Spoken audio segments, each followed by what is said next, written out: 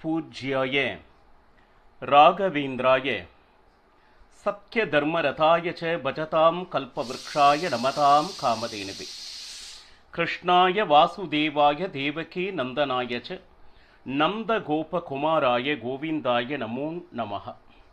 ஐந்தாவது வேதம் என்று போற்றப்படும் மகாபாரதம் பார்த்து வருகிறோம். இப்போ பாண்டவர்களுக்காக கடைசி முயற்சியாக பகவான் கிருஷ்ணன் தூதுவனாக ஹஸ்தினாபுரம் வந்துள்ளார். அங்கு பார்த்தோம்னா ஏகபோக வரவேற்பு, அங்கங்கு பார்த்தீங்கன்னா தோரண வரவேற்புகள், அங்கங்கு கட்டடங்கள் எழுப்பப்பட்டு விருந்துகள் தயார் நிலையில் இருந்தும் ஏறெடுத்தும் பார்க்காது பகவான் கிருஷ்ணன் பக்திக்கு மெச்சு விதுரனின் வீட்டிற்கு சென்று உணவுண்டான் அப்படின்னு சொல்லிட்டு மகாபாரதம் வர்ணிக்கிறது. என்னன்னு கேட்டீங்கன்னா, பக்திக்கு மட்டுமே அவன் இறங்கி வருபவன் என்பதை நிரூபித்த கட்டம் இது. இப்போ பகவான் கிருஷ்ணன் மறுநாள் சபையில் வந்து திருதராஷ்டிரரிடம் நேரடியாக, ஏன்னா நீ ஒரு தர்மவான், பிள்ளைகளினுடைய இருக்கக்கூடிய அந்த வியாமோகத்தினால் பலவிதமான தவறுகளுக்கு நீ உடந்தையாக இருக்கிறாய். இப்போ இன்னும் நீ மௌனம் காத்தேயே ஆனால் உன்னுடைய குலமே அழிந்துவிடும். அதற்கு நீ காரணமாகி விடாதே. ஏன்னா ஒரு ராஜன் இருக்கிறான் என்றால் அவரை நம்பிதான் பிரஜைகள் இருக்கின்றார்கள். இப்போ ஒரு யுத்தம் என்று வந்தால் கண்டிப்பாக உயிரிழப்பு ஏற்படும். ராஜனுடைய தவறான இந்த ஒரு முடிவு எடுப்பதால் இத்தனை பிரஜைகளினுடைய உயிர் போவதற்கு நீயே காரணமாகி விடுவாய் அப்படின்னு சொல்லிட்டு பகவான் கிருஷ்ணன் தான் வந்த காரியத்தை செவ்வனே செய்து முடித்தார். உடனே பரசுராமர் எழுந்திருந்து, ஏன்னா அவருக்கும் இதுல மிகப்பெரிய பொறுப்பு இருக்கு. காரணம் என்னன்னு கேட்டீங்கன்னா, இவர்களது சிஷ்யர்களே அனைவரும். இப்போ பாண்டவர்களையும் கௌரவர்களுக்கும் தனுர்வித்தை சொல்லிக் கொடுத்தது துரோணாச்சாரியாராக இருந்தாலும், துரோணாச்சாரியாருக்கு தனுர்வித்தையை சொல்லிக் கொடுத்தது யார் அப்படின்னா அவர் பரசுராமர். இன்னும் சொல்ல போனா கர்ணனுக்கு தனுர்வித்தையை சொல்லிக் கொடுத்து இன்னைக்கு துரியோதனனுக்கு மனோதைரியத்தோடு இருக்கிறான்னா காரணம் அதற்கும் பரசுராமரே காரணம். அவன் சொல்றாரு, எவ்வளவோ விஷயங்கள் இருக்கின்றன, அற்புத பானங்கள் அவளிடம் இருக்கின்றது அர்ஜுனனிடம். நீ நினைப்பது போல் இல்லை, எதிரிகளுடைய பலத்தை தவறாக நீ நினைத்து கொண்டு இருக்கிறாய். அப்போ எந்த காரணத்தை கொண்டும் யுத்தம் என்கின்ற முடிவை எடுத்தால் நிச்சயமாக நாசம் ஆகத்தான் செய்யும். அதனால கூடுமான வரை சமரசத்திற்கு போ என்று அவரால் முடிந்த அளவுக்கு சொல்லி அமர்ந்தார். இப்போ கண்வ ரிஷிகள் எழுந்து இப்போ துரியோதனிடம் பலவிதமான விஷயங்களை கூறிக்கொண்டு இருக்கிறார்.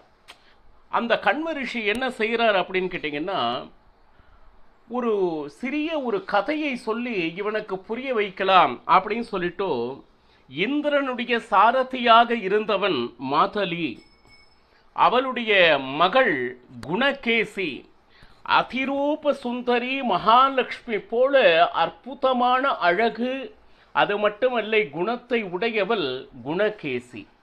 இப்போ இவளுக்கு தகுந்த ஒரு மாப்பிள்ளை பார்க்க வேண்டும் என்று மாதலை நினைத்தான். இந்த பூவிலகத்தில் யாருமே இவளுக்கு இணையாக இல்லை என்று தேவலோகத்திற்கு சென்றான். தேவலோகத்திற்கும் இவளுக்கு இணையான மாப்பிள்ளை இல்லை. இந்த நேரத்தில் நாரதர் வந்தார். நாரதரும் மாதலியுடன் சேர்ந்து அவளுடைய மகளாக இருக்கக்கூடிய குணகேசிக்கு மாப்பிள்ளை தேட ஆரம்பித்து விட்டார். அவர்கள் போவது என்றன்னா பலவிதமான லோகங்களுக்கெல்லாம் சென்று இவளுக்கு தக்க மாப்பிள்ளை இருக்கிறதா அப்படின்னு சொல்லிட்டு அடுத்து ரசாதல லோகத்திற்கு செல்கிறார்கள். அங்கும் யாரும் இல்லை. வருணலோகத்திற்கு சென்றால் இவளுக்கு தகுந்த மாதிரி ஒரு மாப்பிள்ளை இந்த உலகத்திலே இல்லை அப்படிங்கிற போது, ஏன்னா அங்கு காண்டீப தனுசை காண்கிறார்கள். அதில் இருக்கக்கூடிய ஒரு பகுதி தான் இன்று அர்ஜுனன் கையில் வைத்திருக்கக்கூடிய காண்டீப தனுசு. அது மட்டுமல்ல, இது கடைசியாக பாதாள லோகத்திற்கு செல்கிறார்கள் மாதலி, குணகேசி, நாரதர் சகிதம். அங்கு பார்த்தால் அற்புதமான ஒரு மாப்பிள்ளையை தேடி கண்டுபிடிக்கிறான் மாதலி. அது யார் அப்படின்னா ஆரியகா என்கின்ற பாதாள லோகத்தில் இருப்பவர்கள் எல்லாம் நாகங்கள், சரிங்களா? ஆரியகா அவனுடைய பேரன் சுமுகா என்பவனே இவர்கள் பார்த்து வியந்த அற்புதமான மாப்பிள்ளை. ஏன்னா பார்த்தா அவ்வளவு அழகாக இருக்கான், பணிவாக இருக்கான். பெரியவர்களிடம் அவன் காட்டுகின்ற மரியாதை பார்த்தா நிறைய படித்தவன் போல நிறைய வித்யை உடையவனாக இருக்கிறான். ஷீலம், அதாவது வித்தை இருந்தாலும் தலைக்கணம் சிறிதும் இல்லாமல் எல்லாரிடமும் சகஜ பாவையோடு பேசக்கூடிய ஒரு அற்புதமான குணங்களை கொண்டவனாக இருக்கிறான். நாரதரை பார்த்து மாதலை சொன்னான், ரொம்ப சந்தோஷமாச்சு. ஏன்னா அந்த சுமுக்கனை பார்த்த உடனே இந்த மாதிரி ஒரு மாப்பிள்ளைத்தான் நான் தேடினேன். எத்தனை லோகத்திற்கு சஞ்சாரம் செய்த பின் முழு மனதோடு திருப்தியாக தன்னுடைய மகளுக்கு ஒரு அற்புதமான மாப்பிள்ளை கிடைத்தார் என்கின்ற சந்தோஷத்தில் இருக்கிறான் மாதலி. ஆனா இதுல என்ன விஷயம் அப்படின்னு கேட்டீங்கன்னா, அந்த சுமுகனுடைய தந்தையின் பெயர் சீவகா. இப்போ போன மாசம்தான் கருடன் வந்து அவனுடைய தந்தையை உண்டிருக்கிறார், சாப்பிட்டு இருக்கிறார். அடுத்த மாதம் வந்து சுமுக்கனை நான் சாப்பிடுகிறேன் அப்படின்னு கருடன் சொல்லிவிட்டு போயிருக்கிறான். இது நாம ஆரியகா மூலமாக விஷயம் தெரிந்தது. நீங்கள் அற்புதமான விஷயத்தை சொல்கிறீர்கள். உங்களுடைய மகளை சுமுக்கனுக்கு திருமணம் செய்வது பற்றிய சந்தோஷத்தில் மிதக்கிறீர்கள். ஆனால் இங்கு என்ன நடந்து கொண்டிருக்கிறது என்பது உங்களுக்கு அறியாது. காரணம் என்னென்றால், இன்னும் ஒரே ஒரு மாதம்தான் பாக்கி இருக்கிறது. கருடன் வருவான், சுமுக்கனை சாப்பிட்டு விடுவான். இது ஏற்கனவே கருடன் வந்து சொல்லிவிட்டு சென்றது அப்படின்னு சொல்லிட்டு பாருங்க. சொன்ன உடனே ரொம்ப மனசு, இவ்வளவு கஷ்டப்பட்டு இவ்வளவு லோகத்திற்கு சஞ்சாரம் செய்து என்னுடைய மகளுக்கு ஒரு அற்புதமான ஒரு மாப்பிள்ளை கிடைத்திருக்கிறதே அப்படின்னு நினைக்கும் பொழுது பார்த்தோம்னா, இப்படி ஒரு சூழ்நிலை சுமுக்கனுக்கு வர இருக்கிறது அப்படின்னு தெரிஞ்ச உடனே என்ன செய்யலாம் அப்படின்னு சொல்லிட்டு, இந்த சுமுக்கனை எப்படி இருந்தாலும் அந்த கருடனிலிருந்து காக்க வேண்டும் அப்படின்னு முடிவு செய்தனர். மாதலியும் சரி நாரதனும் சரி. என்ன செய்யலாம்?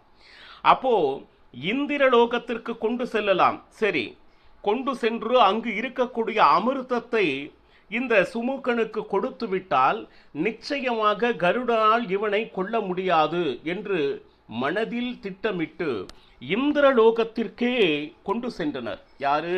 இந்த சுமுக்கனை. இந்திரனும் யாரு? நம்ம மாதலியும் சரி, நாரதனும் சரி, குணகேசியும் சரி, இந்திரலோகத்திற்கு கொண்டு சென்றனர்.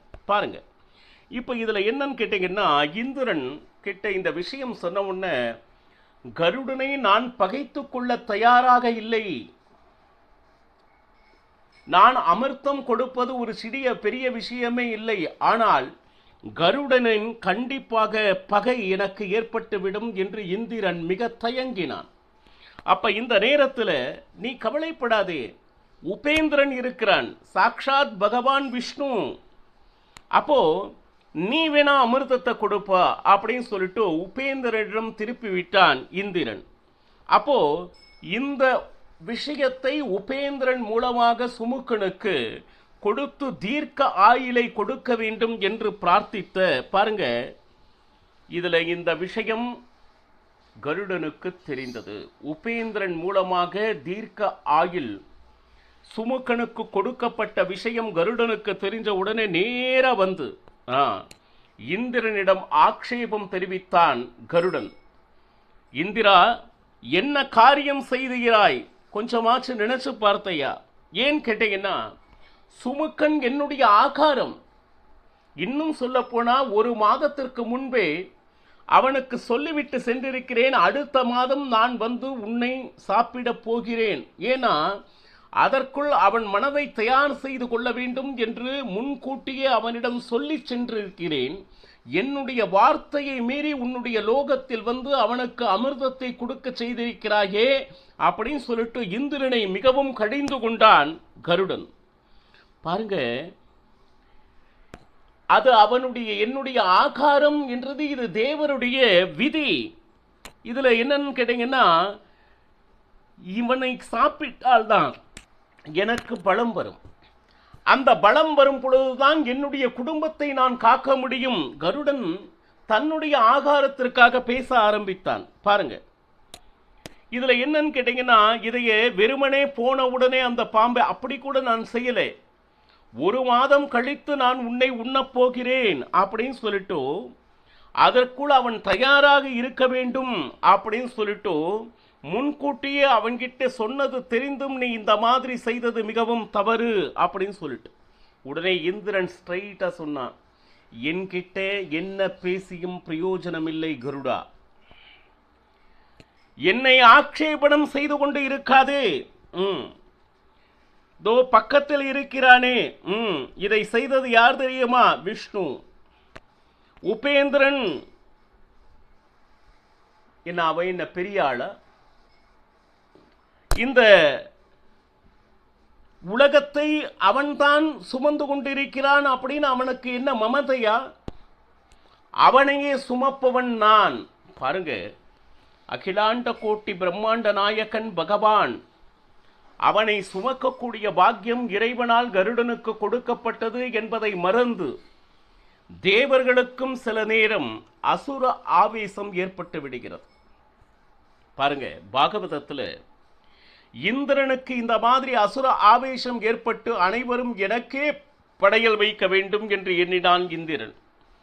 கடைசியில் அந்த இந்திரனுடைய அந்த என்ன சொல்லுது, அகங்காரத்தை நீக்குவதற்காக அந்த கோவர்தன மலையை தன்னுடைய சுண்டு விரலால் தாங்கி இந்திரனுடைய அகங்காரத்தை தீர்த்தான் பகவான் விஷ்ணு என்று பாகவதம் ரொம்ப அற்புதமாக சொல்கிறது. இப்பொழுது கருடன் பாருங்க, இந்த பூமியை அவனால் தான் சுமக்க முடியுமா?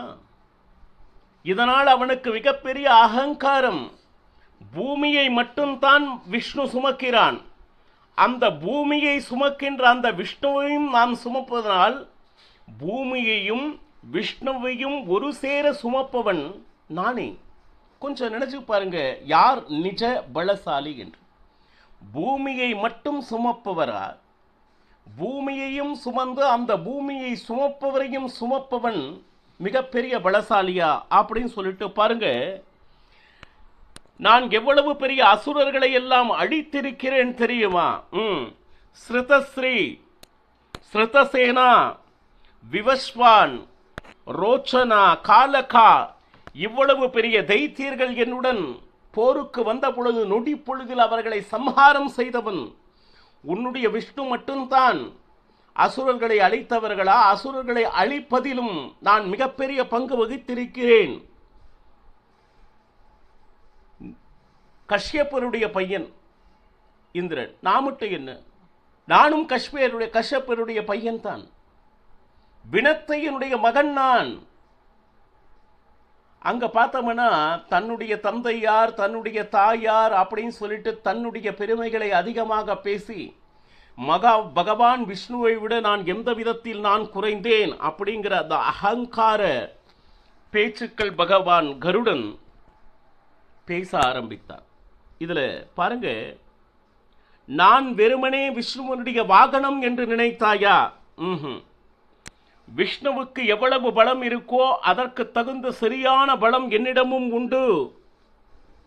தயவு செய்து எனக்கு அபமானத்தை ஏற்படுத்தும்படி நீ நடந்து கொள்ளாதே. இதெல்லாம் கருடன் இந்திரன் முன்னாடியும் உபேந்திரன் முன்னாடியும் பகவான் விஷ்ணுவே உபேந்திரனாக அங்கு நின்று கொண்டிருக்கிறான். அவன் முன்னாடியே பாருங்க, விஷ்ணுவை தாங்கும் சக்தி எனக்கு மட்டும்தான் உண்டு. இந்திரா, இதை முதலில் புரிந்து கொள்.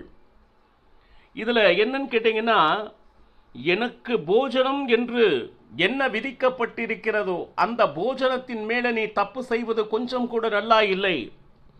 எல்லா தேவதைகளையும் ஒரு நொடி பொழுதில் என்னுடைய இறக்கையால் கொன்று விடுவேன் தெரியுமா அப்படின்னு சொல்லிட்டு உடனே இதையெல்லாம் கேட்டுக்கொண்டிருந்த பகவான் விஷ்ணு உபேந்திரன் பேச ஆரம்பித்தான். கருடா, என்ன பேசிக் கொண்டிருக்கிறாய்? நீதான் என்னை சுமந்து கொண்டிருக்கிறாய் அப்படின்னு சொல்லிட்டு இருக்கியா? என்னை சுமக்கும் பலம் உன்னிடம் இல்லை கருடா. முதலில் அதை தெரிந்து கொள். உன்னையும் சுமப்பவன் நானே. யாரு? பகவானுடைய வார்த்தைகள். சுமுகா இப்ப இந்த இடத்துல பேசிக்கொண்டிருக்கும் பொழுதே பகவான் விஷ்ணுவனுடைய பாதத்தில் வந்து மண்டியிட்டு அமர்ந்தான். உபேந்திரனுடைய பாதத்தில் சுமுக்கன் இருக்கிறான். இப்போ பாருங்க, வேணா ஒன்று பேணா பார்க்கலாம். என்னை சுமப்பவன் என்னுடைய பலம்தான் அதிகம் விஷ்ணுவனுடைய பலத்தை விட என்று சொல்லிக் கொண்டிருக்கிறாய். பரீட்சைக்காக ஒன்று செய்வோமா? என்னுடைய இடது கையை உன்மேல் வைக்கிறேன், உன்னால் சுமக்க முடிகிறதா என்று மட்டும் பார் அப்படின்னு சொல்லிட்டு பகவான் கருடனுக்கு ஒரு பரீட்சை வைத்தார். ஏன்னா பகவானையே சுமப்பவன் நான் நான் என்று அடிக்கடி அடிக்கடி பேசிக்கொண்டிருக்கானே, இவனுக்கு ஒரு தக்க பாடம் புகட்ட வேண்டும் என்று தன்னுடைய இடது கையை எடுத்து கருடன் மேல் வைத்தான் உபேந்திரன். அவனால் தாங்க முடிந்ததா?